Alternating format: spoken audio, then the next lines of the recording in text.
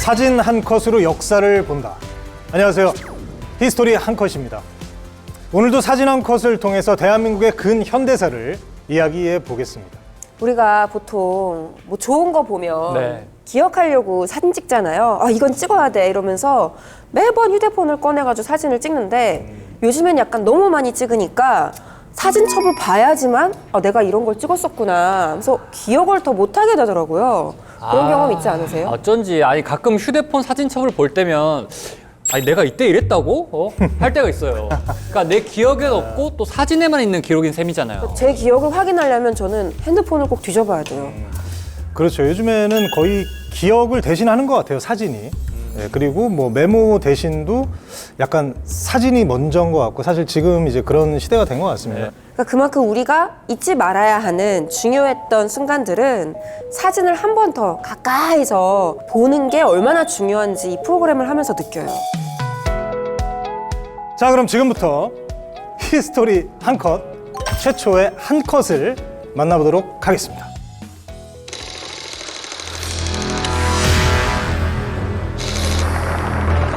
(1950년 6월 25일) 기습 남침한 북한. 대한민국은 순식간에 전쟁의 포화에 휩싸인다. 그로부터 3일 뒤 조선인민군 최고사령부의 보도. 28일 11시 30분 영적 인민군대는 반공격을 개시한 지 단 3일 만에 이제 10년째의 국민국 통치로부터 서울을 완전히 빼앗겼다. 서울을 빼앗긴 뒤 대한민국의 방어선은 계속 밀려나 낙동강 전선까지 후퇴하게 된다. 그러나 마지막 방어선을 지키는 영웅들이 있었다.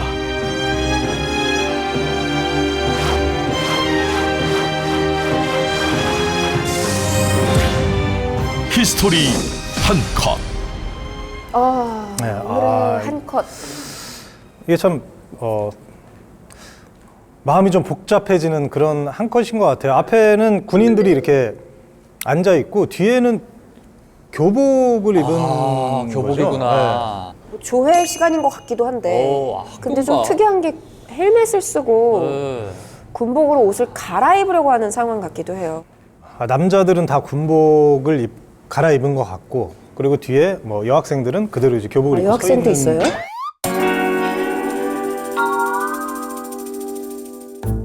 여학생은 없구나, 남학. 그렇죠. 요즘에 제가 눈이 좀 침침한 것 같아요. 남자죠.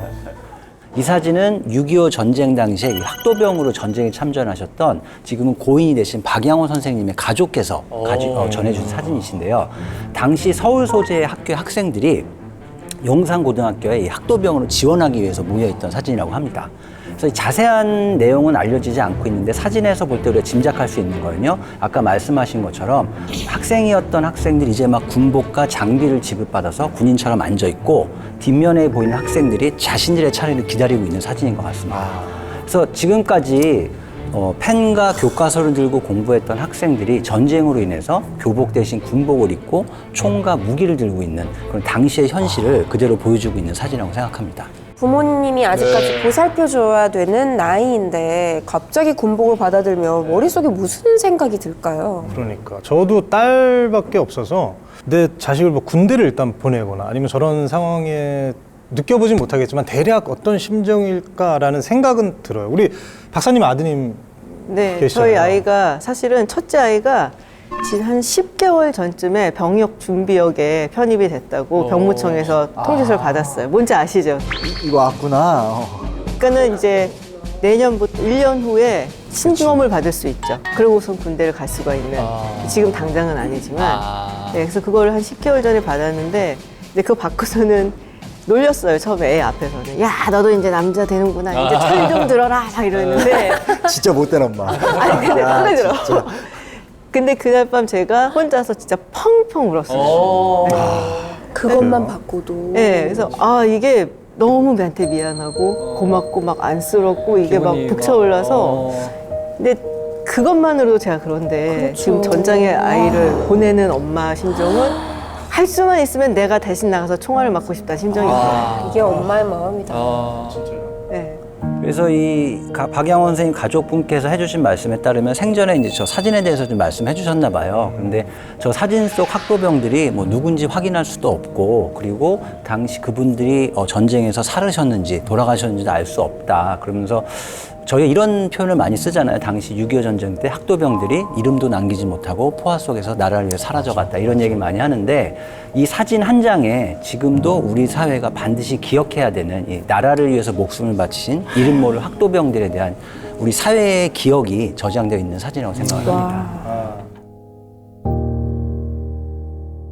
근데 저 학도병들은 자원을 해서 들어간 거죠? 설마 뭐 나라에서 뭐 강제로 학생 너희들도 나가서 싸워 이렇게 해서 징집을 한 건 아니겠죠? 네, 그건 아니고 이제 저렇게 학도병들을 부르는 말을 그 학도의용군이라고 해요. 그러니까 의용군이라는 말 자체가 전쟁이 났을 때 자발적으로 참여를 하겠다 해서 그렇게 해서 조직된 이제 무력 집단이니까 학생들 중에서 자기는 펜이나 책을 놔두고 잠시 총을 들고 나라를 위해서 싸우겠다라고 자원한 이제 그런 군인들이죠. 대단하다.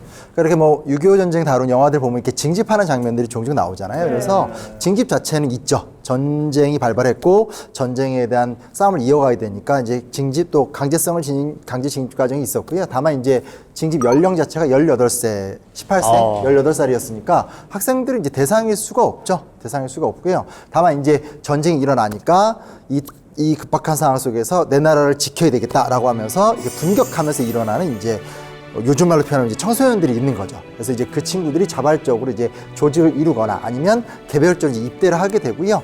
기록을 찾아보게 되면 한 6월 28일 수원에서 구국 비상 학도대를 이제 조직했다고 하고요. 29일 날 이제 바로 한강 방어선 전투에 참가를 했다고 하니까 말 그대로 이 소위 말하는 학도병 이야기는 한국 전쟁 시작부터 있었던 굉장히 빠르게 시작됐었던 이야기다라고 좀 할 수 있습니다. 사실 사진 보면서 저도 16살 때 뭘 했는지 살짝 생각했었거든요. 네. 만약에 인도에서 이런 상황이 벌어지면 제가 군대 갈 수 있을까라는 생각했는데 승훈씨 입장에서는 16, 17살에 나라 지키기 위해서 군대 가야 된다라는 상황이 생기면은 이게 군대 어떻게 가는 게 하죠? 아니라니까요. 전쟁. 전쟁. 군대는 때 되면 가는 거고. 제가 만일의 사태에 대비하는 거고. 군대란 표현을 했지만은 전쟁이라는 뜻이에요. 그러니까 맞아요. 저렇게 저 당시에 제가 태어나가지고 학창 시절에 동창들과 저렇게 갈 수 있었을까? 손 들고 갈 수 있었을까? 아, 장담하기 어려울 것 같아요. 너무나 어려운 선택인 것 같습니다. 아, 잠깐만. 히스토리 한국 퀴즈. 한컷 퀴즈. 갑자기. 학도병들은 미성년자이기 때문에 이것을 받을 수 없었다. 이것은 무엇일까? 야, 아니 저거 다 군인들한테 꼭 필요한 건데. 아니 하나라도 빠지면 전투에 나갈 수가 없어요. 특히 건방. 아 진짜요? 건빵 없으면 안 되죠. 저게 얼마나 보관도 오래되고 오래 할 수 있고 용이한데. 배고파서. 아니 건빵은 전쟁에서 가장 중요한 게 왜냐면 먹어야 싸울 수 있어요. 아, 맞아요, 때문에 맞아요. 건빵은 있어야 돼. 아이들이다 보니까 좀 위험한 거. 약간 소류탄 이런 거는 위험하잖아요. 아 나도 왠지 너무 위험해서 수류탄을 안 줬을 것 같아요. 아니 저게 진짜 5가지가 다 있어야 돼. 군번줄은 차야 되고 건빵도 당연히 있어야 되고 총은 당연히 있어야 돼요. 아 이번 문제는 진짜 어려운 것 같아요. 그냥 정답을 여쭤보는 게 좋을 것 같아요. 진짜 모르겠어요. 이건 다 정답인 것 같아가지고. 제가 정답을 네. 주상욱 씨께 드리겠습니다. 아 저한테 준다고요?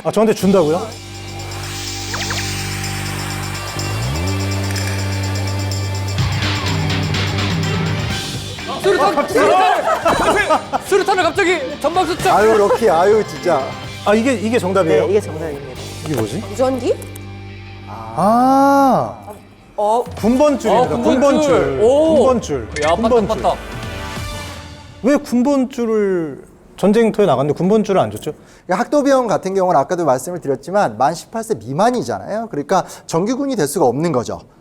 말 그대로 정규군이어야지만 군번도 나오고 계급도 나오게 되는 건데 이거는 이제 자원에서 온 비정규 군이니까 군수 물자를 지원해 줄 수는 있지만 거기까지 정규군으로서의 기본적인 어떤 시스템의 핵심인 군번이나 계급이 부여받지 못하게 되는 거죠.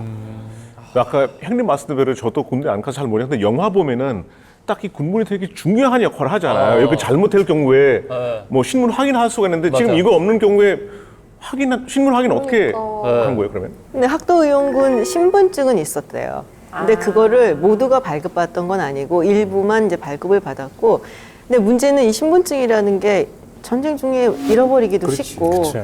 그리고 뭐 안타까운 얘기지만 훼손되기도 굉장히 쉬운 거잖아요. 그러니까 이걸 갖고서 확인하기가 어렵고 그래서 학도의원군을 사실은 우리가 정확히 뭐 이분들이 전사한 후에도 뭐 신원 확인을 하기는 굉장히 어려웠다라는 거죠. 야, 진짜 그야말로 이름도 없이 전쟁터에 네. 뛰어든 건데 군번도 없고 네. 또 대부분의 경우 신분증도 없었으면 정확히 몇 명이 나갔는지 혹은 몇 명이 전사했는지 이런 집계도 힘들 것 같아요. 국방부에서 이제 조사한 자료들을 바탕으로 좀 말씀드리면 전쟁 발발 이후에 약 27,700명 정도가 학생 신분으로 군번을 받지 않고 참전했어요. 그러니까 이 숫자만으로도 전투병으로 참전한 숫자가 굉장히 많은데 전쟁이라는 게 이제 하다못해 우리가 군대 갔다 와서 다 알지만 앞에 싸우는 사람도 있지만 네. 여러 시스템이 같이 굴러가는 거잖아요. 보급도 하고. 그래서 이제 뭐 피난민을 구호한다라든지 전황을 보도하거나 그리고 이제 뭐 가두선전 같은 선무 공작을 한다라든지 여러 활동에서 굉장히 많이 학도병들이 동원된 거예요. 그래서 이거를 계산해 보면 한 20만 명 정도가 후방에서 군을 도와서 활동하지 않았을까.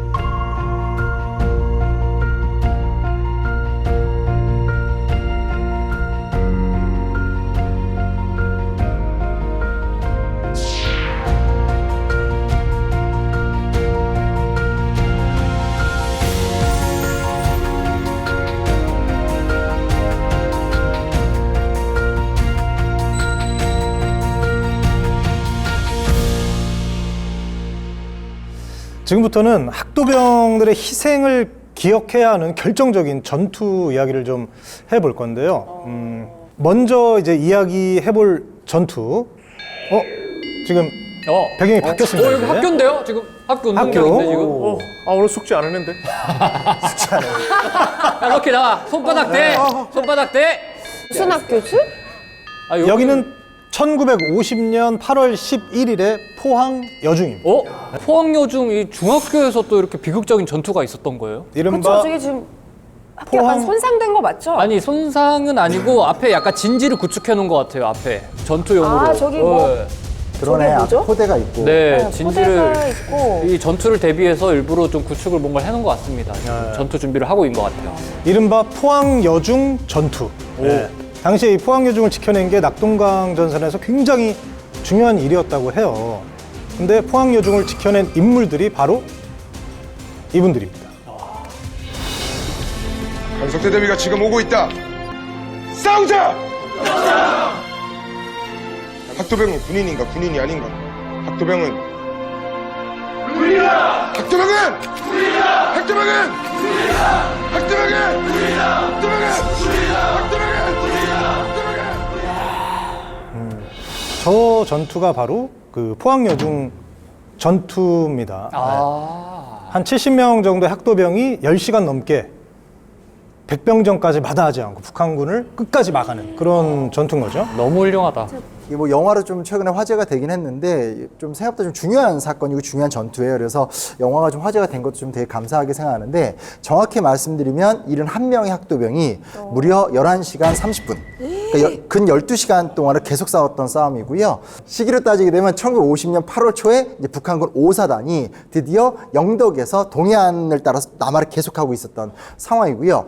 8월 9일 날에는 강구 일대를 빼앗긴 상황이에요. 만약에 이 일대를 뺏기게 되면 낙동강 방어선이 무너지는 건 물론이고 전쟁 자체가 굉장히 빠르게 끝날 수밖에 없는 상황이었던 거죠. 아니 그렇게 전략적 요충지에 이렇게 학생들이 지켰단 거예요? 그때 이제 북한군의 그 주공이라고 할 수 있는 이제 사단이 12사단하고 5사단이었어요. 근데 그 5사단하고 12사단이 정말 여기를 집중적으로 공격을 하고 있었고 특히 이제 5사단 같은 경우가 그런데 한국 같은 경우에는 당시에 이제 3사단이 여기를 지키고 있었는데 3사단 사단장이 이제 김석원 사단장이라고 있어요. 원래 이제 수도사 단장이었는데 그래서 이분이 당시 모였었던 87명의 학도 의용군이 있었대요. 그래서 집에 가도 좋다라고 얘기를 했어요.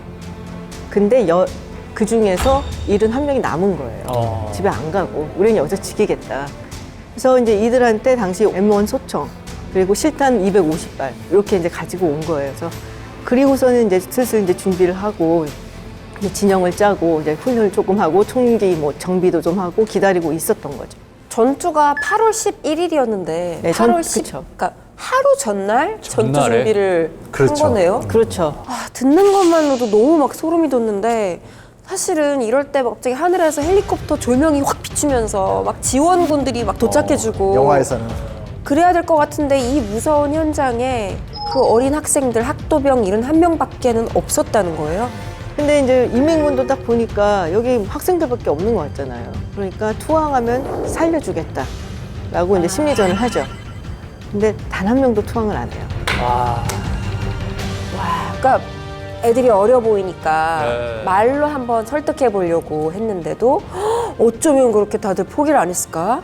아니 고등학생 때 왜 한 학년만 위에 선배여도 되게 위압감 들고 무섭잖아요. 근데 덩치 차이도 오죽했겠어요. 나고. 어른들을 상대로 그렇게 전투를 했다라는 게. 그렇죠. 그러니까 뭐 저도 이야기는 나누지만 이 현장의 그들의 결기가 어땠을지에 대해서는 참 함부로 말씀드리기가 좀 조심스럽다는 마음이 들게 되고요. 여튼간에 이제 수적으로든 경험적으로든 완벽하게 이제 불리한 상황이 됐었고요. 그래서 몰리다 보니까 갖고 있는 무기는 소총이나 수류탄 같은 것들밖에 없으니까 쏘고 폭탄 투척을 하게 되고 하는데 실제로 이제 오후 1시쯤, 그러니까 전투가 전개가 된 지 한 9시간 정도 흐르고 나니까 남아있는 게 없는 거예요. 그러니까 뭐 탄약이라는 게 보급에 한계가 있고 영화 보면야 계속 쏘지만 현실에서 이게 딱 오는 보급량이 정해져 있으니까 남는 게 없죠. 그래서 이제 완벽하게 이제 고립원의 상황이 되는 거고 그렇게 되면 이제 마지막 싸움밖에 남지 않죠. 소위 말하는 훈련소에서 배우게 되는 총검술, 대검을 착검을 하고 싸우는 거 외에는 이제 방법이 없어지는 상황으로 내몰리게 되는 거죠. 아니, 그럼 이 육탄전을 어린 벌이는 거네요. 아이들이 그게 백병전이라고 하는 거죠. 그럼 나가서 뛰어나와서 와 하면서 또 백병전까지 해서 마지막까지 싸웠다는 얘기죠. 적의 얼굴을 북한군의 얼굴을 코앞에서 보면서 찌르고 찔리고 하는 거잖아요. 어른도 네, 못할 것 같아요. 느껴지지 않아요, 네. 와, 근데 사실 거기서 몇 명이나 몇 분이나 생존하실 수 있었을까요? 너무 어려운 싸움 아닌가요? 그래서 71명 학도 의용군 중에서 48분이 전사를 하셨고, 네. 그리고 이제 실종되신 분이 4분, 그리고 이제 부상을 입으신 분들이 6분. 그 중에 이제 13분은 사실 이제 포로로 끌려가셨는데, 11분은 탈출을 하셨대요. 근데 2분은 어떻게 되는지 이제 아직 소식을 모르고. 그래서 11시간 반 동안 그야말로 4차례에 걸쳐서 파상 공세를 인민군 측에서 했고, 그래서 결국 이제 버티다 정말 처절하게 대치를 하다가 지금 이제 소진이 된 거죠. 그래서 안타깝게도 그래서 포항 여중하고 이 포항은 뺏겨요, 북한한테. 그래도 그분들이 11시간 반을 목숨 바쳐 지킨 결과가 충분히 가치 있었던 일인가요? 그렇죠. 그러니까 아까도 이제 말씀드렸던 거지만 전선을 지켜내는 게 굉장히 좀 중요한 일인 거고요. 앞에서 어떤 특정 지역에서 이렇게 모든 병사가 죽을 정도까지 격전을 벌인다는 얘기는 뒤에서 이제 재정비가 이루어지고 정비된 군대가 밀고 올라가서 그 다음 작전을 펼칠 수 있게 시간을 벌려주는 과정이거든요. 그래서 그 이후에 이제 포항 시민이나 피난민 등 약 20여만 명 정도가 형산강을 넘어서 이제 남쪽으로 더 내려갈 수 있는 시간적 여유도 또 벌 수 있게 됐고요. 그리고 나서 이제 사흘 지난 다음에 북한군의 수중에 포항이 일단 들어갔던 건 사실인데 다시 국군이 이제 밀고 올라가면서 수복을 하게 되는 거죠.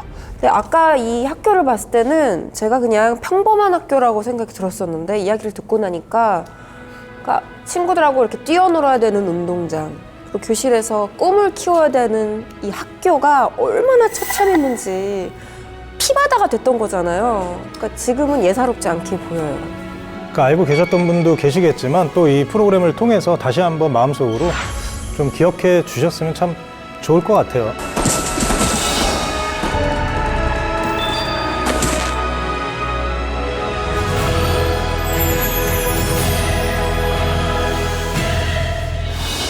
또 빼놓을 수 없지만 너무나 마음 아픈 또 그곳의 이야기. 장사리 전투. 장사리 전투 영화도 있잖아요. 승우 씨 영화 안 보셨어요? 알죠. 저희 동료 아이돌 동료 샤이니 민호 씨가 나오시잖아요. 맞아요. 영화는 아직 못 봤습니다. 나온다고 해서 볼 줄 알았잖아요. 영화는 아직 시간이 바빠가지고 영화는 아직 못 봤는데 제가 꼭 찾아보도록 하겠습니다. 히스토리 돌발 퀴즈. 수백 명의 학도병이 참전한 장사리 전투는 어떤 작전의 기만 작전으로 알려져 있다. 어떤 작전일까? 이거는 알지 않아요? 이건 뭐 또 영화, 또 어디선가 또 장사리 전투 다 너무 유명한 전투인데요, 근데. 너무 유명하기 때문에 그리고 또 그래도 이- 힌트 정도는 좀 뭐야? 아니 알아요. 다 알고 있잖아요. 장사리 전투 다 알잖아요. 장사리 분량을 전투 좀 걱정하시기 때문에. 너무 치열했던 전투 진짜. 다 아니까 네. 하나 둘 하면 다 같이 아 얘기하는 그래요? 거예요. 입만 움직이기 없기. 설마 여기서 뭐 틀리는 사람 없겠죠? 뭐. 하나, 둘, 셋. 인천 상륙작전. 인천 상륙작전. 아, 몰랐던 거야? 다 알고 있었잖아요. 아, 알고 있었습니다. 그렇죠. 아, 인천 그래요. 상륙작전. 인천 상륙작전에 기만작전으로 장사리 전투가 있었다라고 들었어요. 네, 인천 상륙작전 기만작전은 꽤 여러 개가 있어요, 사실은. 9월 12일부터 14일까지 이제 미군하고 그리고 영국군이 함께 이제 양동 상륙작전을 했었는데 한 3일 정도 하고 사실은 큰 소득이 없이 그거는 끝나기는 했죠. 그리고 9월 뭐 14일에도 삼척에서 뭐 이렇게 한 포를 쏜다든지 이런 일도 있었고. 근데 원래 이제 상륙작전 같은 걸 할 때 기만작전들을 늘 해요. 그리고 노르망디 상륙작전 할 때에도 과연 어디서 상륙할 것인가. 혼선을 주기 위해서. 그렇죠. 가짜 뉴스라든지 가짜 정보를 이제 터뜨리기 위해서. 그래서 뭐 노르망디 같은 경우는 이게 깔레냐 아니면 스칸디나비아 쪽이냐 막 이랬듯이 여기서도 인천 상륙작전 직전에 이제 어디서 하는지 모르게끔 혼선을 주기 위해서 이제 기만 작전을 하는데 그 중에 하나가 이제 장사 상륙작전이라고 하는 장사리 전투죠. 아니 근데 장사리가 어디 쪽에 있는 거예요? 그리고 상륙 작전이면 인천 상륙 작전처럼 바다에서 육지로 들어가는 걸 말하는 거죠? 뭐 상륙작전이니까 비슷한 구조로 볼 수 있는데요. 장사리 사실 우리한테 좀 낯선데 또 포항입니다. 지금 이야기가 좀 포항 쪽으로 얘기가 많이 전개가 되는데요. 포항이 이제 장사해변이라는 곳이 있고요. 당시 이제 북한군이 이제 이곳을 점령하고 있었던 200고지라는 지역이 있어요. 그래서 그곳을 탈환하고 이제 보급로를 또 빼앗기 위한 어떤 그런 상륙작전이었던 거죠. 그러면 장사리 전투에는 학도병이 얼마나 투입이 됐어요? 뭐 한 670명 정도였다라고 이야기들을 하고 있어요. 네, 근데 장사리 전투는 사실 이제 기만 작전의 일환이기 때문에 이 학도의용군의 이름이라든지 신원이라든지 이런 게 더 사실 잘 안 밝혀져 있죠. 근데 이게 이제 여기에 투입됐던 부대가 독립 제1유격부대예요.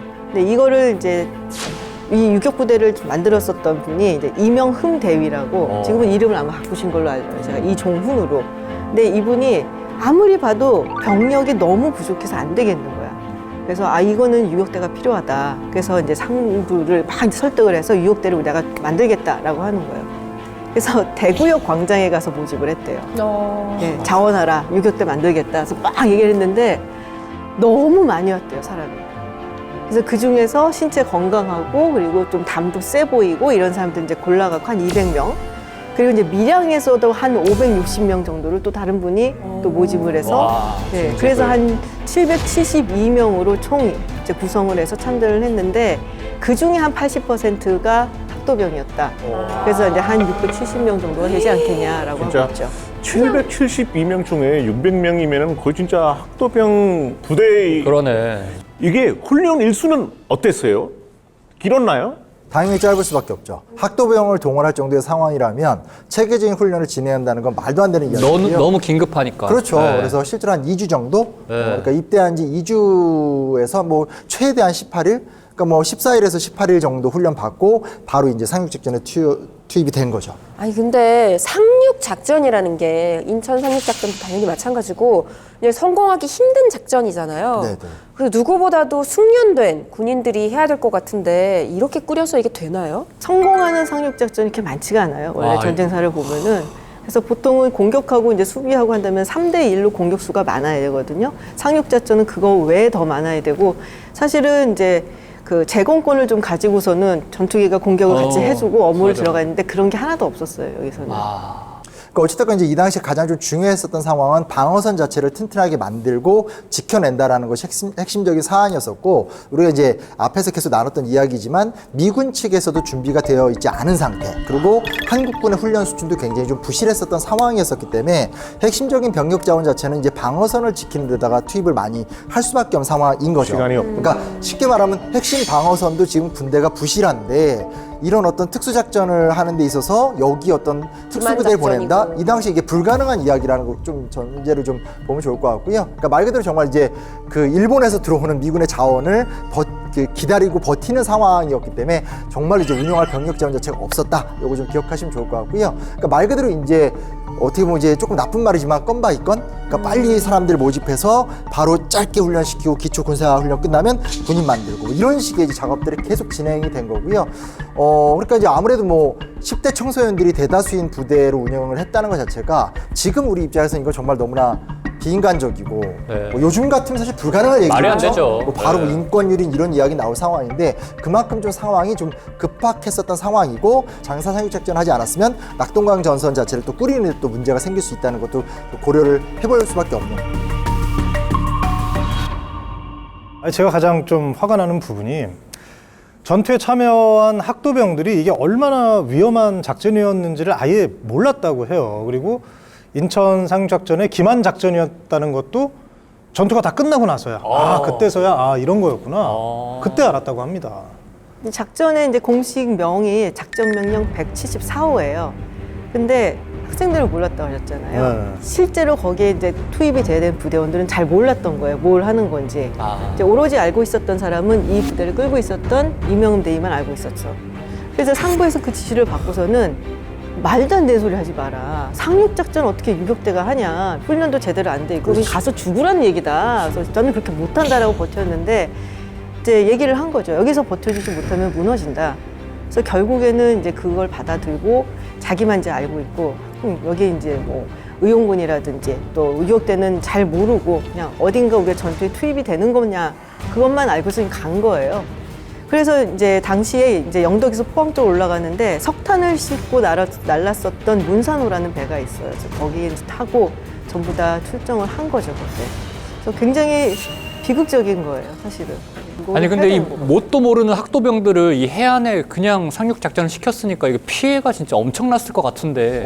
상황은 최악입니다. 그러니까 이거를 아무리 우리가 좀 좋게 이야기를 하더라도 이 전투라는 게 어찌됐건 전략과 시스템에 맞춰서 어느 정도 움직여야 되는데 전체적인 과정이 정말 이건 거의 뭐 이렇게 사람들을 사지에 몰아넣고 이렇게 죽일 수밖에 없는 과정이라 부를 수 있을 정도 좀 상황이 심각한데요. 일단은 이제 당시 이제 이 일대에 태풍이 불어가지고 바닷물이 평소보다 굉장히 많이 좀 차 있었던 상태. 태풍 시즌이잖아요, 이때가. 그러니까 그렇죠. 예상과 지금 다른 형태의 바닷가이기 때문에 평소에 요 정도 바닷물 들어찰 테니까 이렇게 상륙작전 해야지 했는데 가보니까 이제 물이 너무 이제 들어차 있는 상태 되는 거죠. 근데 뭐 이렇게 준비를 했으니까 체계적인 무슨 상륙작전 같은 게 없는 상황이잖아요. 그래서 실제로 이제 맨 처음에 이제 상륙하니까 이제 의기를 갖고 이제 제일 처음에 내렸었던 일중대 같은 경우는 사실상 뛰어내리자마자 다 휩쓸려 가면서 대부분 다 이제 죽을 수밖에 없는 거고 배 자체도 이제 뭐 거의 좌초 상태로 왔다 갔다 하는 상황이었었고 그리고 이제 기껏 해봤자 있는 게 이제 로프 같은 거 어떻게 좀 간신히 해안가에 던져서 로프를 이제 옮기게 되는 거니까 상륙 과정 자체에서 사실은 사람들이 굉장히 좀 많이 죽었다라는 걸 볼 수 있죠. 근데 이제 다행히 어찌됐건 그 고생을 해서 내려서 원래 이제 목표였었던 거죠. 북한군 제2군단의 주 보급로인 7번 국도를 차단하는 데는 성공을 합니다.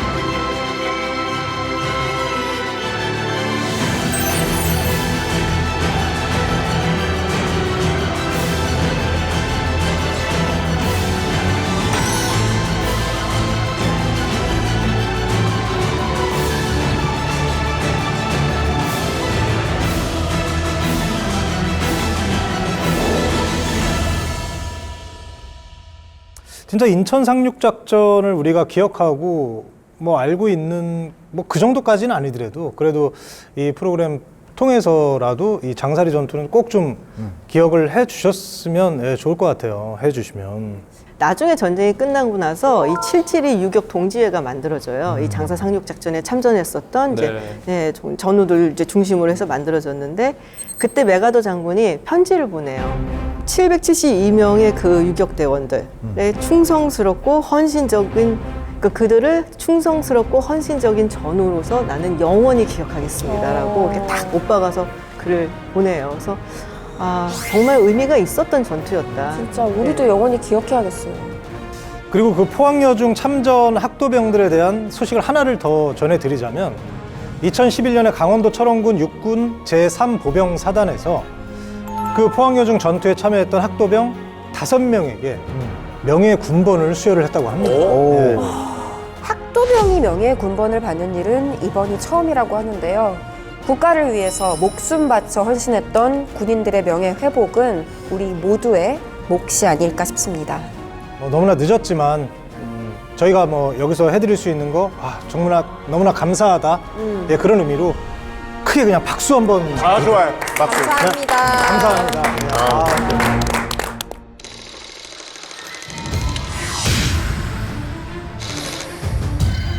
한반도의 90%가 북한군에게 점령되고 위기가 찾아온 순간 전세는 한순간에 역전되었다.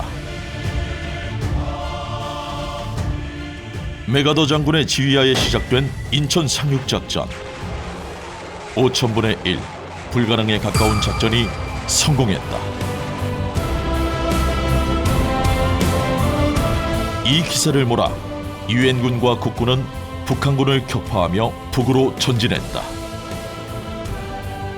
평양을 넘어 압록강 전선까지 도달하며 전쟁의 끝이라 생각하던 그때 압록강에서 이변이 발생하고 만다.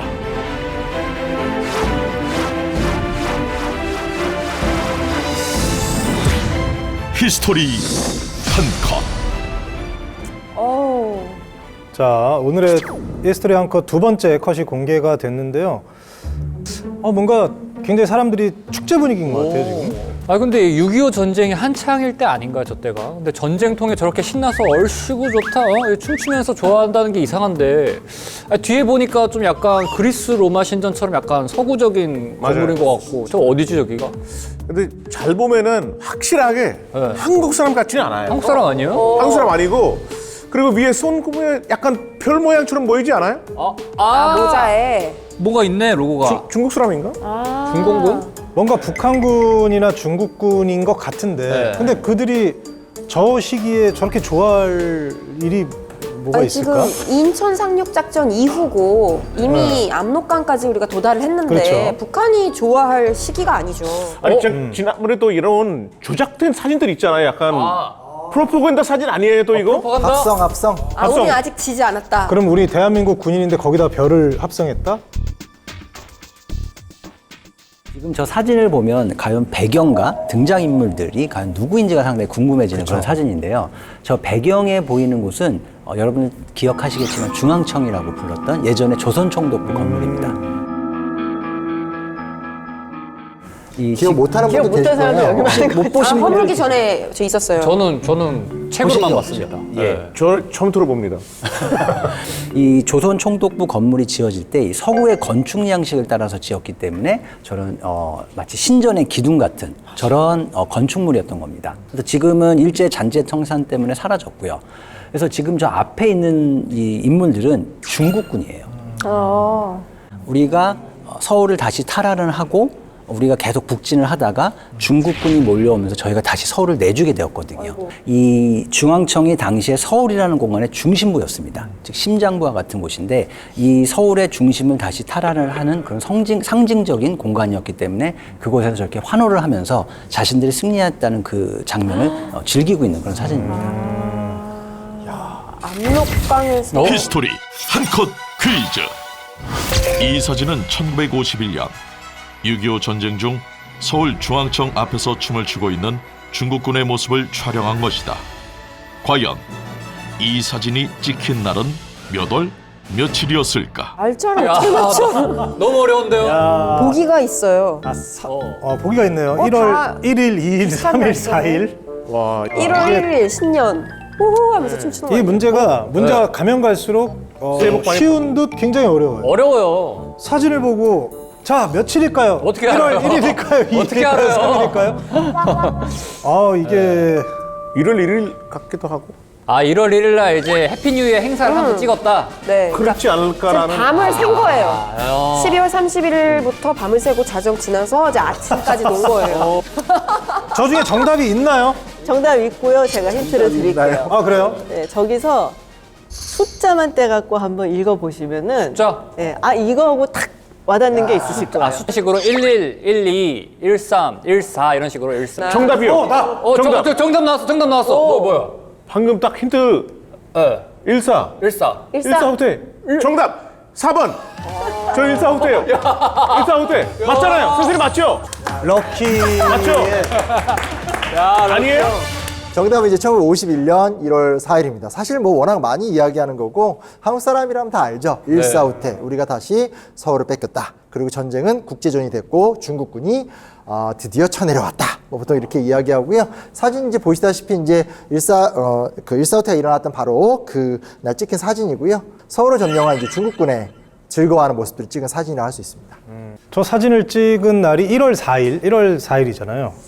그리고 일사후퇴. 우리한테는 너무나 뼈아픈 상처를 준 그런 날인데 네. 6.25 전쟁을 이야기하면서 이 중국군이 참전한 이 얘기를 빼놓을 수가 없잖아요, 또. 사실 이제 6.25 전쟁에서 제가 생각하기에는 가장 힘들었던 시기가 이때인 것 같아요. 중국군이 개입을 하고 이제 막 인천 상륙작전 성공해서 파죽지세로 막 올라가는데 중국군 개입으로 해서 다시 내려오게 되잖아요.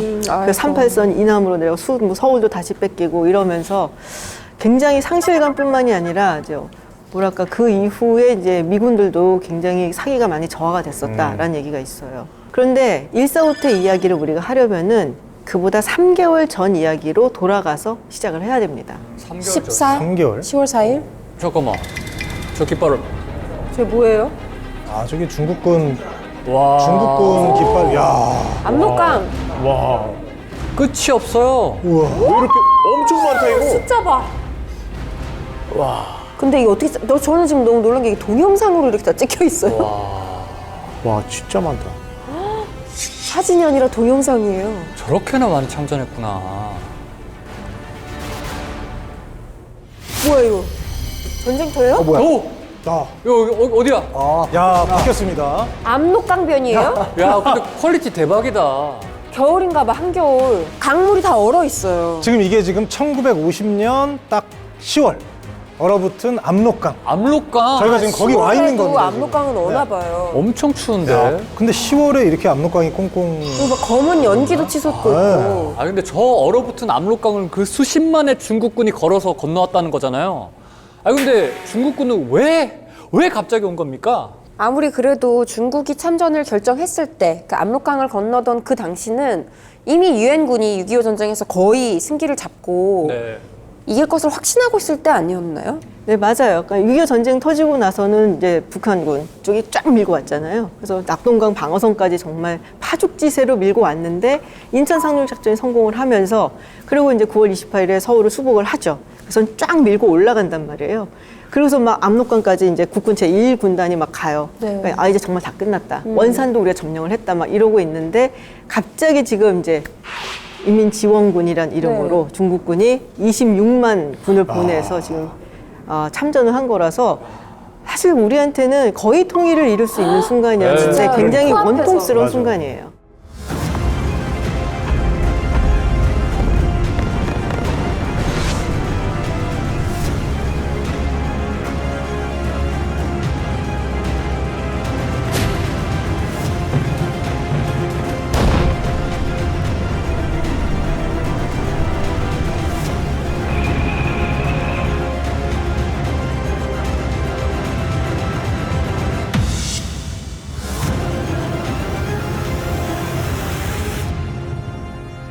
미군과 중국군이 전면전을 피할 수는 없을 텐데 언제 만나나요? 그러니까 1950년 11월 27일 그 유명한 장진호 전투라는 싸움이 이제 결정적인 사건이고요. 그러니까 말 그대로 이제 현대전에서 미국이 유럽군이 아니라 아시아의 중국군과 처음 싸웠던 전투. 뭐 이렇게 보통 평가받습니다.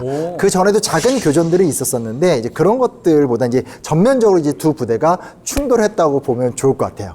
숫자는 비교가 안 됩니다. 그 미 해병 1사단 같은 경우는 한 12,000명 정도였고요. 그래서 이제 중국군은 12만 명이니까 이 상황 자체는 굉장히 좀 힘들었었던 상황이고 이 사건이 워낙 유명하다 보니까 또 인해 전술 같은 말 같은 것도 나왔다고 보시면 좋아요. 이야. 무려 14일간의 정말 어마어마한 사투를 이제 벌였던 유명한 전투입니다. 저는 처음에 장진호라고 하실 때 장군 이름인 줄 알았거든요. 이거 지역 이름이군요. 이게. 장진호.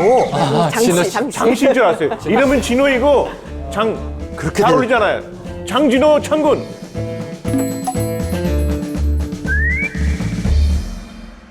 원래 이제 장진호가 함경남도 서북부에 있는 이제 인공 호수예요. 거긴 장진군이라는 곳에 있는 인공 호수인데, 근데 미군이 여기서 정말 많은 고생을 하죠. 장진호 전투에서.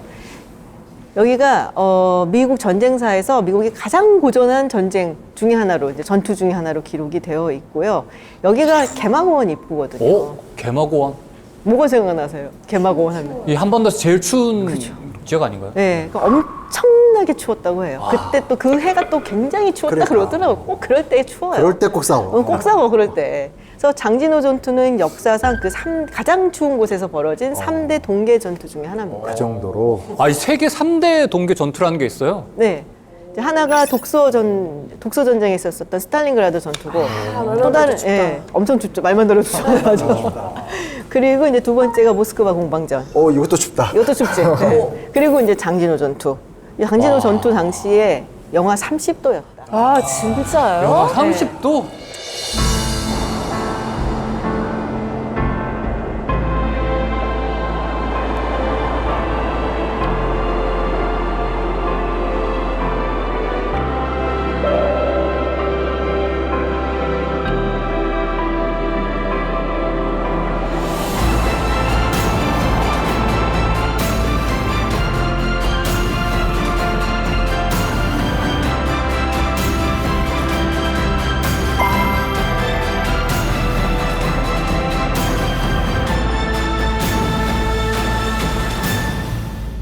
그러니까 이렇게 중국군이 참전을 함으로써 이제 미군과 유엔군이 이제 후퇴를 하고 아까 그 히스토리 한컷 두 번째 사진 그 사진처럼 중국군이 이제 다시 서울을 또 점령을 하게 맞아요. 된 거네요. 그렇죠. 그러면서 이제 전세가 완전히 뒤집히기 시작을 하면서 6.25 전쟁은 다른 국면으로 이제 들어가게 됩니다. 그래서 일사후퇴를 하면서 이제 한국 정부는 다시금 부산으로 수도를 옮기게 되죠. 근데 저는 일사후퇴 하면은 이 국제시장 같은 영화 때문인지 가장 먼저 생각나는 게 이 수많은 피란민이에요.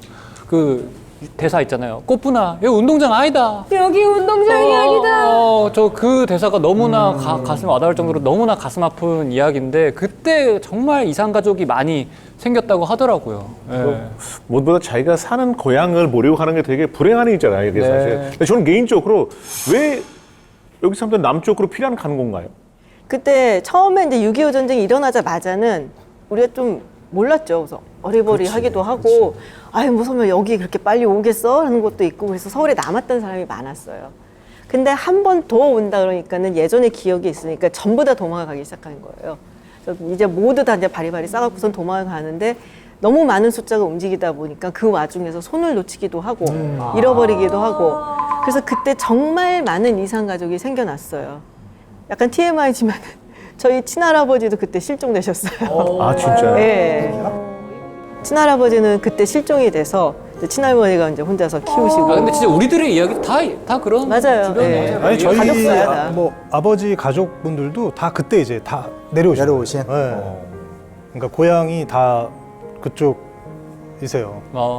좀 다 돌아가셨지만 저희 집도 저희 집도 엄청 일사후퇴 많아요. 때. 근데 엄청 너무 많죠. 흔한 근데 얘기니까. 그래서 어렸을 때부터 일사후퇴 이 얘기를 너무 많이 들으면서 그쵸, 자랐죠. 그쵸. 예. 맞아요.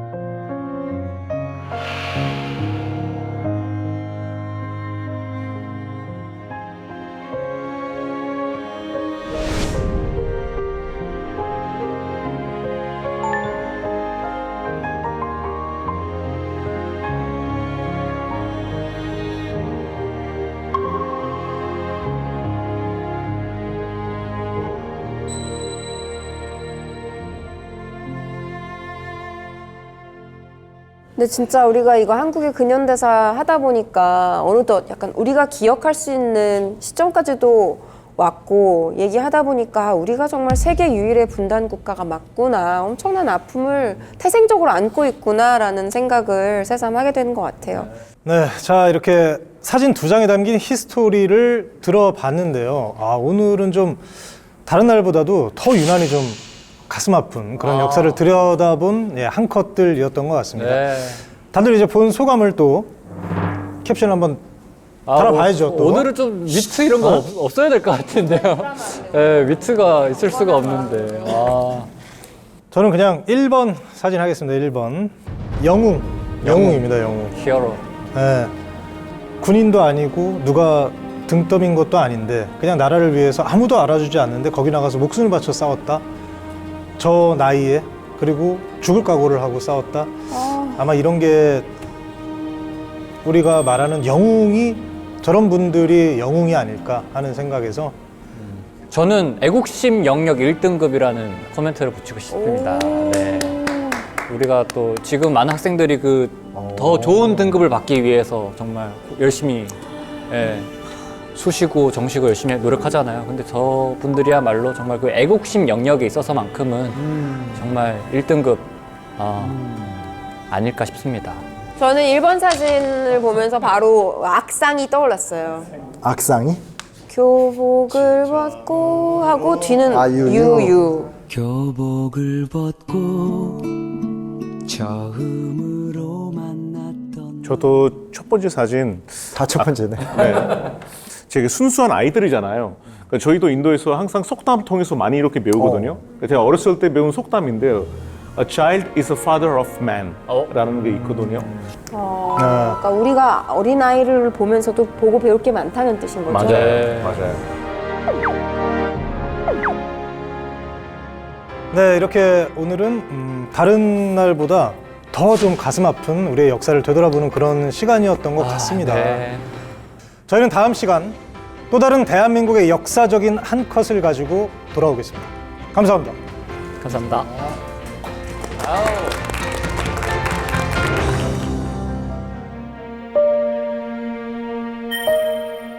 어머니께 보내는 편지. 어머니, 나는 사람을 죽였습니다. 그것도 돌담 하나를 사이에 두고 10여 명은 될 것입니다. 어쩌면 제가 오늘 죽을지도 모릅니다. 저 많은 적들이 저희들을 살려두고 그냥은 물러갈 것 같지가 않으니까 말입니다. 어머님, 죽음이 무서운 것은 결코 아닙니다. 어머니랑 형제들도 다시 한번 못 만나고 죽을 생각을 하니 죽음이 약간 두렵다는 말입니다. 어머님, 저는 꼭 살아서 다시 어머니 곁으로 달려가겠습니다. 웬일인지 문득 상추쌈이 먹고 싶습니다.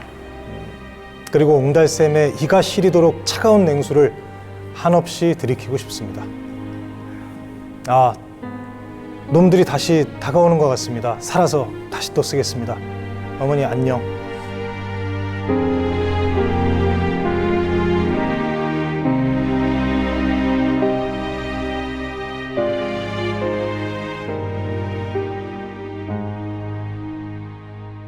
야, 이제 진짜 휴전으로 가네? 라고 생각을 했죠. 네. 근데 문제 뭐냐?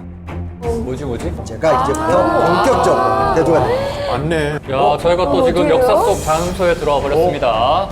여기서 정전 협정이 이루어지기까지 한 명의 장애물이 더 있었어요. 진짜요? 그것도 누구죠? 우리나라. 아, 우리나라! 역사를 아는 것이 곧 나를 아는 것이구나라는 깨달음을 얻었습니다.